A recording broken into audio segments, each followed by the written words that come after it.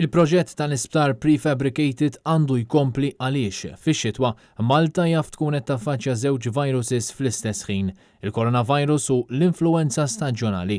Dikjarazzjoni mis-Supritendent tas-Saħħa pubblika Charmaine Gauci f'intervista mal-ġurnal The Malta Independent on Sunday. Reċentament il-Gvern kien ħareġ offerta l-provvista u l-kostruzzjoni ta' sptar prefabricated li jkun jista' jagħti kura lil 90 pazjent. Fid-dawl tal-fatt li n-numri tal-COVID-19 qed ikomplu jonqsu, il-Professur Gauci qalet li l-awtoritajiet tas-saħħa għandhom id-dmir li jipproteġu lill-poplu Malti u għandhom ikunu preparati għal kull eventwalità. Huwa aħjar li jkollok sodod u tagħmir iżejjed u ma tużax milli tispiċċa fil-bżonn ta' dawn ir-riżorsi, qalet is-Superintendent tas-Saħħa. Insistiet li ma nistgħux inkunu moħħna mistrieħ sempliċement għax in-numri huma baxxi u rridu nkunu preparati għal kull eventwalità.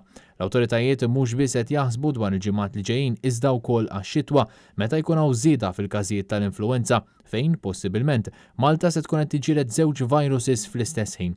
Charmaine Gauci tkellmet dwar numri baxxi li qed ikollna dan l-aħħar f'pajjiżna fejn saħqet li dan kien grazzi għall-esperjenza tal-professjonisti mediċi.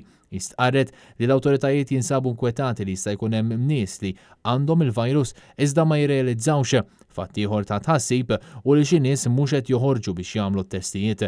Mistoqsija x'tip ta' miżuri jistgħu jitneħħew l-ewwel, il-Professur Gauci qalet li l-awtoritajiet tas-saħħa għadhom qed janalizzaw is-sitwazzjoni. Preferenza għat-tieni mewġa, Gauci qalet li kollox jiddependi minn kemm il-pubbliku jikkopera mal-linji gwida u għalhekk il-miżuri ta' social distancing se jibqgħu fis-seħħ anke għaliex ir-riskju f'Malta huwa ikbar minħabba d-densità tal-popolazzjoni.